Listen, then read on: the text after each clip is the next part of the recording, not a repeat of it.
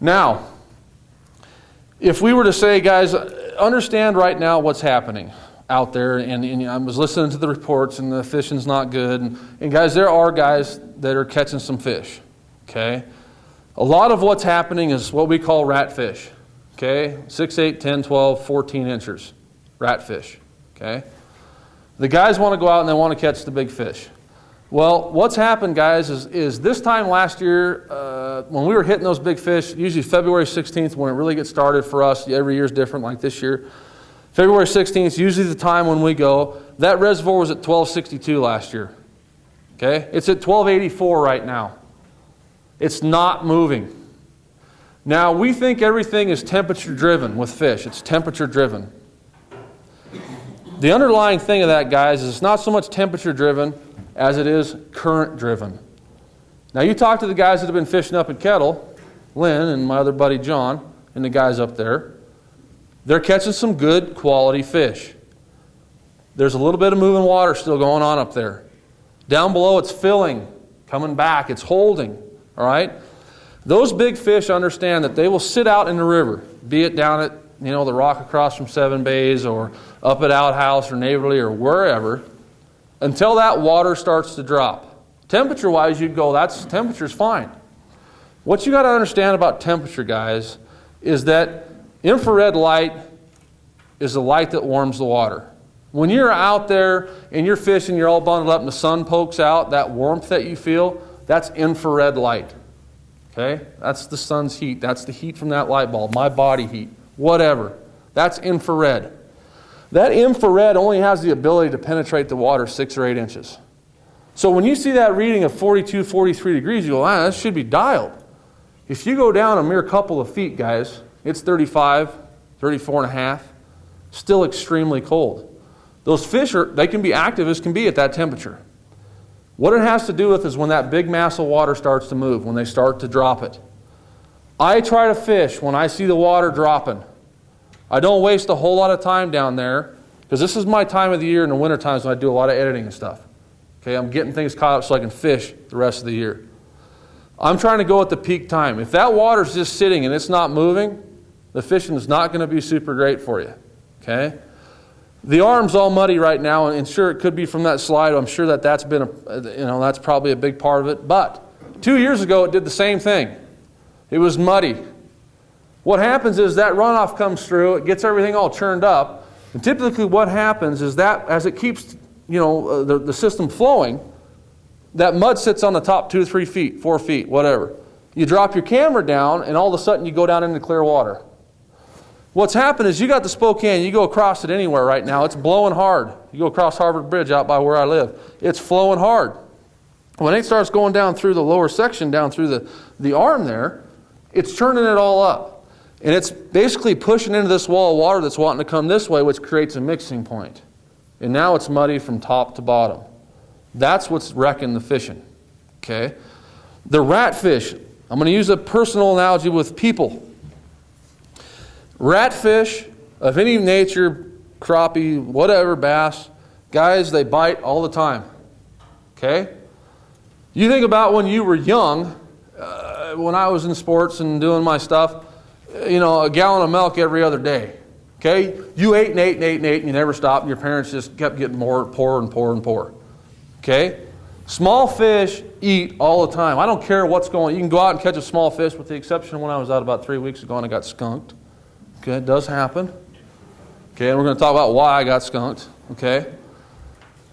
When you go out, guys, the little ones will always bite. Okay? The bigger fish become a little more temperamental. Okay? What you have to understand about the water moving is this. Walleye are broadcast spawners. They're going to run up into the rivers. If they don't have a river to go to, they're like in a lake like Sprague Lake, say. And they couldn't run up a creek, because I know they're not in Sprague. Don't nobody tell me that. They would want to spawn on a wind-blown, rocky shoreline, gravelly shoreline. Okay? A bass pairs up, makes a nest, does his thing, and the male stays there and fans. You've all seen it, right? The reason why he stays there to fan, everybody says, well, he's guarding. Well, yes, he is guarding, but understand that if he pulls off and leaves, those beds are in the back end of bays, right? Which don't get a lot of wind, just a lot of sun. If he does not stay there and move his fins and his tail, those eggs will die. That keeps them silt-free, plus pushes oxygen across them. When a walleye goes up the Spokane Arm to do its thing, or the Kettle, or the Colville, or wherever it may be, they go up, do their thing, and they leave. They let nature and the flowing water take care of the cultivation. Okay? So they understand when that system starts to pull against them, that is what the eggs need to survive. Do they think of it like that? Probably not. But that is their sense that they got to go. That is when your fishing gets good. Okay? When the water moves. I'll tell you right now, I looked. And I looked at the graph, and I go to the NOAA site. If you want to see what the projections are and where it's at, go to NOAA's site. Shows you where the reservoir's at and where it's predicted to go. From Monday to Wednesday, it's going to go from 184 to 181. That's 3 feet. I guarantee if you go down there, you're going to see me, probably Monday, Tuesday, Wednesday, sitting out at Casino Flats. Okay? Because those big fish are going to start coming through there. I promise. I promise. Now here's how you can kind of tell what's going on, guys. Everybody bored so far? Are you all right? All right? That wasn't a very positive flow there. Okay, guys, if you go out fishing with me, here's what's going to happen. I fish the arm a lot. I fish the mouth a lot. And let me just kind of break it down of what I do, okay? You got outhouse flats. Everybody know where outhouse flats is at? Raise your hands. Everybody knows? Some people don't? All right, outhouse flats. You come out of the Spokane Arm, you hang a right, you head up the river, okay? And if you look, there's a marker can out here, red marker can, and then a little further out, you'll see some boulders and stuff in the shoreline. A little farther up here, there's like a campsite there, and you'll see a dock, and usually it's way up out of the water, sitting on pedestals, all right? This is a spot here. Now, within this flat here, guys, there's some, they're not really creek channels, but they're draws that come down off like this, and you'll be going along the flat at 30 feet, and all of a sudden it just drops off, okay? There's one up high, one in the middle, one down below. We tend to focus on these, okay?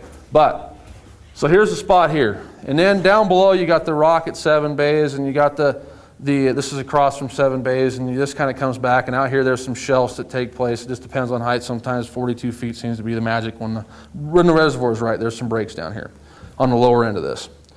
And then what you have here is you got the mouth, and you've got what we call a casino flat. Okay? If we go, I usually go to Casino Flat and start because we catch a lot of big fish here. If we pull up there in the morning, and this is how I fish them, guys. In the wintertime, all my fish, bass, or cold water periods, bass, walleye, pike, crappie, whatever, I fish from deep in the morning to shallow, then back out to deep. That's how I track the fish. They spend the nights out here in the deep water. Now, is that to say that in the middle of the night up here at Outhouse or up here in the shallow end of this, you couldn't catch a big female up there? No, because that's what we do at night. Okay? Majority of the fish, this is the movement. If you want to get out in the middle of the night and do this, guys, and fish down here in January, February, you'll catch them. I promise. Take a spotlight and run to shore. They're there. Okay? Typical movement. Most people fish during the day. I've been night fishing down here a lot of years, and I don't see people doing it. Okay? So we're going to talk daytime. So go from deep to shallow to deep. All right?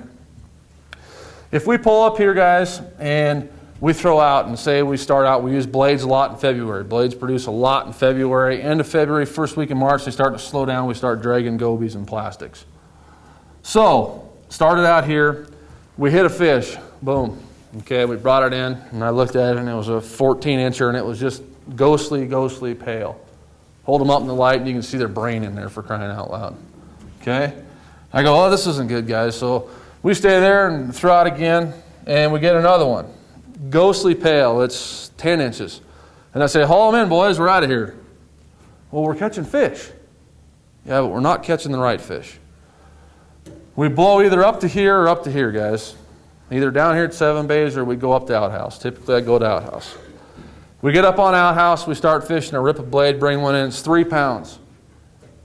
Still a little pale. Got a little color to it. That's what we're looking for. Fish a little further, boom, get another one, 3-4 pounds. All right, guys, we're staying here. You would say, well, why from here or here? There should be some big fish. We were catching them here. Guys, understand this.